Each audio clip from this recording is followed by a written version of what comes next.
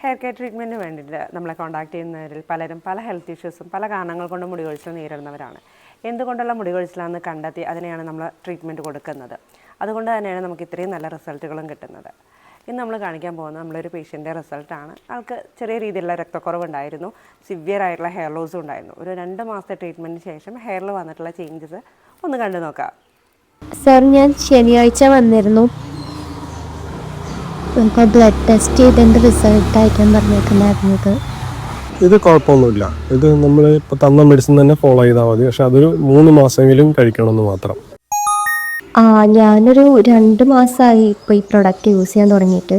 Hair ഓയിലും താളിയും ക്യാപ്സ്യൂളും ഒക്കെ ഉപയോഗിക്കുന്നുണ്ട്. നല്ല മാറ്റം കാണാണ്ട്. മുടി കൊഴിച്ചിലൊക്കെ നന്നായിട്ട് കുറഞ്ഞു. നല്ല മുടി കൊഴിച്ചിൽ സഹിക്കാൻ പറ്റാതെ ആയിട്ടാണ് ഡോക്ടറെ അടുത്തേക്ക് വന്നത്. ഇപ്പോൾ നല്ല മാറ്റമുണ്ട്.